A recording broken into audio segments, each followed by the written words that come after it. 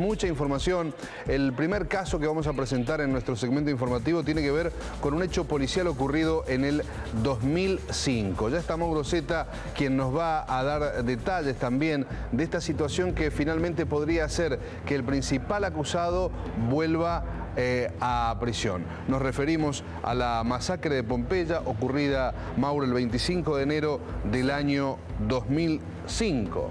Sí, en un ratito vamos a repasar este fallo de la Cámara de Casación Penal. Se acaba de conocer. A ver, la gente va a decir, es un trabalenguas total. Estaba condenado a 30 años de prisión por supuestamente cometer un robo, atropellar a 3 transeúntes y matarlos en Pompeya. Una madre y su hija y otra mujer. Y otra vecina. Condena de 30 años de cárcel. Lo escarcelan el año pasado, un fallo de la Corte Suprema, no metiéndose en la cuestión de fondo, es decir, no deja sin efecto la sentencia, pero dice, este hombre lleva 3 años sin sentencia firme, queda escarcelado, mientras otra vez la Cámara de Casación revisa aquel fallo de 30 años de prisión. La expectativa que tenía la defensa, Fernando Carrera, era que hoy la Cámara de Casación lo absolviera de forma definitiva o a lo sumo decretar un nuevo juicio, que era una facultad que tenía la Cámara de Casación Penal.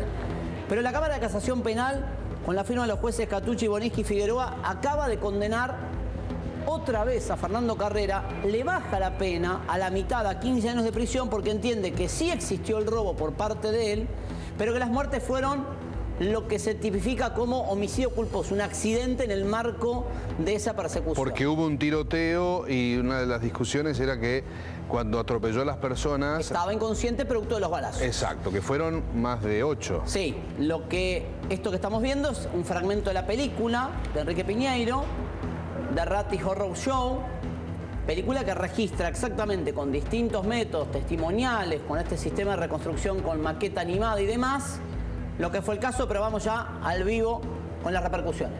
Yanina Álvarez está en tribunales, enseguida seguimos viendo esta infografía, esta parte de la película. Yanina, en el aire, buenas tardes.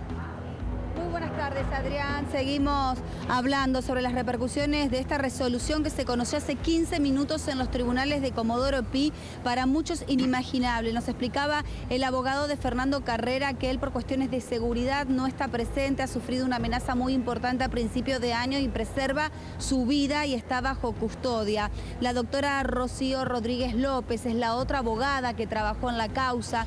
Recuerdo, le decía recién también a su socio, doctora, el día que lo liberan a Carrera, que fue realmente una fiesta y que jamás imaginaron volver a llegar a este momento, pasar otra vez por este momento, esta vez a 15 años de condena. Sí, la verdad que después de lo que pasó el año pasado, después de lo que decidió la Corte el año pasado, yo por lo menos en lo personal estaba muy confiada en que se iba a modificar la resolución final, porque a mi criterio la Corte había sido muy clara en lo que tenía que hacer casación, le había dado los fundamentos, los argumentos para resolver de una manera diferente. La verdad que recién nos acaban de dar el fallo y no sé cuáles son los fundamentos que utilizaron para resolver de esta manera, para condenarlo a 15 años por el robo. Cambiaron la calificación de los homicidios a homicidios culposos y lo absolvieron por los disparos de arma de fuego, o sea que consideran evidentemente que no está probado que él haya portado un arma y que haya disparado, por lo cual es bastante extraño que lo hayan condenado por el robo, pero ya te digo, todavía no pudimos leer cuáles son los fundamentos de eso. Adrián, la doctora Rodríguez López te está escuchando. ¿Qué tal, doctora? Mucho gusto. Adrián Noriega es mi nombre. Estamos con Mauro Zeta, que viene siguiendo la causa, obviamente, desde el año 2005. Lo que yo le quiero preguntar es simplemente cómo está Carrera con esta nueva resolución de la justicia. ¿Cuándo habló con él usted? Con él directamente todavía no hablé con la esposa y bueno, están obviamente muy angustiados, muy sorprendidos, como todos. Y bueno, estaban muy ansiosos también por leer la sentencia, así que ahora estamos viendo si les podemos acercar una copia, mandarles por mail una copia. Están esperando eso para poder leerla, igual que nosotros, ¿no? Rocío, Mauro Zeta habla, ¿cómo te va? Sí, ¿qué tal? La pregunta que le hice también a Rabina te la traslado. Con esta nueva sentencia de la Cámara de Casación Penal a 15 años de cárcel, sí, ¿cabe la posibilidad de que vuelva a la cárcel Fernando Carrera? Y en realidad sí, todavía, digamos, no está firme la sentencia, tenemos de los 10 días para presentar el recurso extraordinario. Si nos deniegan el recurso extraordinario, se considera que la sentencia ya está firme y por lo tanto sí, podrían ordenar nuevamente la detención. Ahora, ¿cómo? No, sí, decime. No, todavía no sacamos las cuentas, digamos, del tiempo cumplido que lleva con los 15 años y si podría todavía permanecer en libertad, pero bueno, eso hay que sentarse a pensarlo, digamos. Sí, a ver, yo saqué cuentas, por ahí me equivoco, ¿no? Pero el hecho es de 2005, 25 de enero, fue preso el mismo día, me acuerdo. Estamos hablando de, a ver, 7 años y medio cumplió seguro porque salió el año pasado. Y si fueran 15 realmente, las 2/3 partes de la pena estamos en 10 años, le quedarían 3 años por cumplir. Pero por eso te hacía la pregunta, si ustedes no meten un recurso en el máximo tribunal, si puede caber la posibilidad de que lo vuelvan a meter preso. Esto por un lado. Y por otro, preguntarte lo que muchos me dicen acá, ¿cómo se explica? Lo condenan a 30 años, lo escarcelan, revisan la sentencia. Digo, ¿cómo puede haber tantas interpretaciones para la misma historia? Hasta ahora el Poder Judicial sigue en la misma interpretación. Y del otro lado lo que plantean ustedes, pero tiene varios fallos de la justicia. Este sería, yo trato de decir, salomónico en cuanto a que le bajan la pena, te sacan el delito más grave, ¿no? Pero lo siguen condenando. ¿Cómo se explica tantos años y tantos jueces que van pasando con el mismo criterio? Igual, yo querría aclarar algo, en realidad no es todo el Poder Judicial, la Corte justamente... La Corte, la única que no... Tenés razón. La Corte, ¿no? Digo, el máximo tribunal del país justamente dijo que la sentencia originaria de casación fue arbitraria. Sí, pero tampoco se juega la Corte. ¿Te acordás que lo hablamos alguna vez? Yo te decía, la Corte podía haber hecho un gesto mayor diciendo, bueno, hagan un nuevo juicio. Digo, es cierto, cuestiona el fallo de casación anterior, pero tampoco no toma una decisión final, porque no podía, no lo sé si le correspondía en calidad de Corte de meterse un poco más en la cuestión de fondo. Tal vez hubiera podido, probablemente hubiera podido. De todas maneras, me parece que el fallo de la Corte era bastante explícito en cuanto a las cosas que Casación tenía que tener en cuenta para tomar una nueva resolución. Y me parece que decía sin decir que realmente estaba mal condenado. Estaba mal condenado y había que en el peor de los casos hacer un juicio nuevo y en el mejor absolverlo directamente, ¿no? Tanto Mauro, desde su lugar de periodista que sigue la causa al detalle, como usted, Rocío, desde el lugar de la defensa, obviamente analizan distintas aristas, múltiples aristas de este caso. Visto a la distancia, lo que uno sigue sin responderse es si esta persona realmente venía de cometer un robo, venía disparando de la policía o simplemente empezó a manejar su auto pensando que lo iban a asaltar y después le terminaron disparando 18 tiros, corríjame si yo recuerdo mal, de los cuales 8 le pegaron en el cuerpo. ¿Es así, doctora? 18 tiros tiene el vehículo y él tiene 8 en el cuerpo. Tremendo. Exacto. Una cacería. Exacto. Y seguimos sin saber, al menos yo, no me queda claro, Mauro, si esta persona venía huyendo de un No, lo que robo. pasa es que, como dice la doctora, tenés dos verdades. La verdad jurídica, relativa, porque tenés la Corte que te dice una cosa, la Cámara de Casación que te dice otra, la verdad de la defensa, la verdad de Fernando Carrera que lo gritó Que dice a que es quien inocente. quisiera oírlo. Digo, pero en el fondo a mí lo que me llama la atención, por eso le decía a la doctora, es cómo sistemáticamente la Casación y el Tribunal Oral sigan condenándolo, a pesar de tanta prueba incorporada por ustedes en el sentido contrario, ¿no? Igual respecto del robo, me parece que ya está más que demostrado que él no participó en el robo. Claro.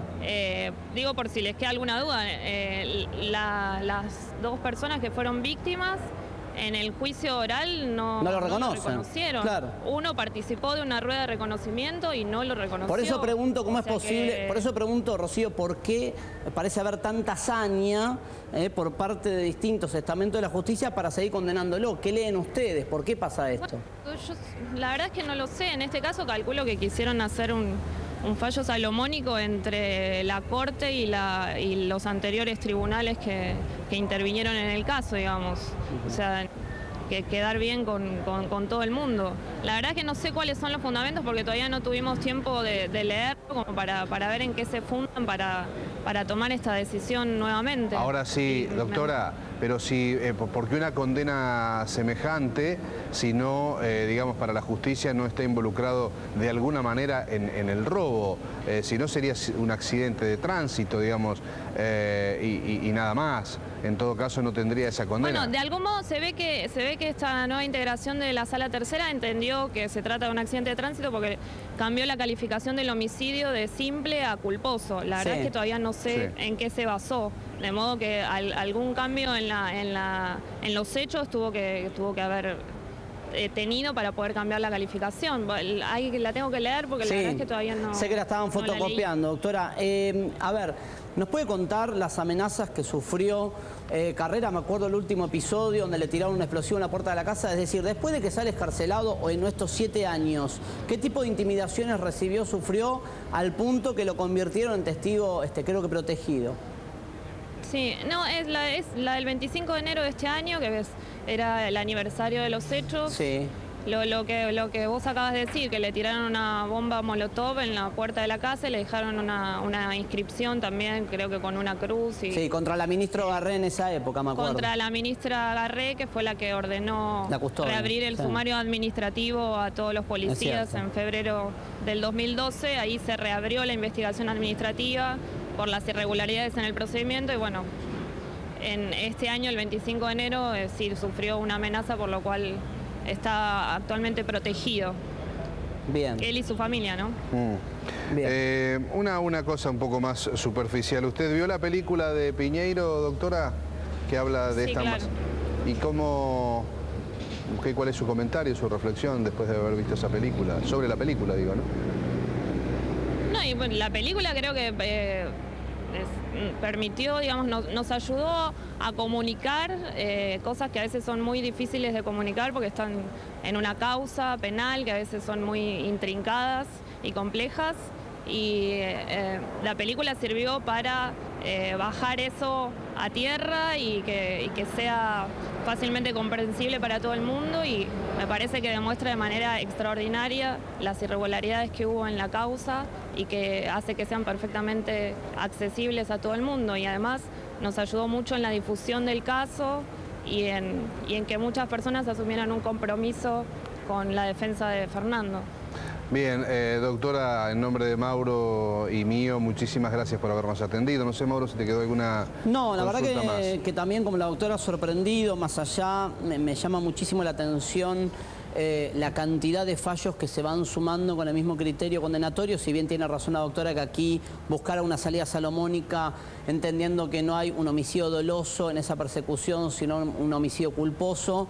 Pero bueno, en definitiva lo siguen condenando, que esto es lo que me llama la atención a lo largo del tiempo, como que nadie dentro de los tribunales, salvo la Corte, que tuvo una mirada distinta, entiende o trata de abrir la cabeza a que aquí pudo pasar otra cosa y no el relato oficial. Esto es lo que me llama la atención. Tal vez la doctora tenga una explicación de por qué pasa. No tiene los fundamentos, ¿no? A mí lo que me está llegando es que de información es que habla del robo, al menos todavía siguen hablando de la palabra robo. ¿Usted no tiene los fundamentos, Rocía? Sí, los tengo, pero nos los dieron hace 15 minutos y no sé, todavía no llegamos a leerlo, leímos solamente la parte resolutiva, no tuvimos tiempo de leer la sentencia completa, que es bastante larga. No, le preguntaba a Rocío esto, si pensaba usted que puede haber tiene que ver con la corporación, con un sentido de que si alguien se decide absolverlo, tendrían que investigarse a sí mismos los funcionarios judiciales. ¿Se entiende la pregunta? Sí, la entiendo. Por supuesto que sí, evidentemente es una decisión para los tribunales complicada de tomar, pero en este caso en particular es más incomprensible todavía porque ya tenían el aval de la Corte Suprema, digamos. O sea que de algún modo están desoyendo lo que les ordenó el superior tribunal del país. Así que es más incomprensible todavía que en los casos anteriores. Bien, muy amable. Gracias, doctora. No. Hasta luego. Gracias.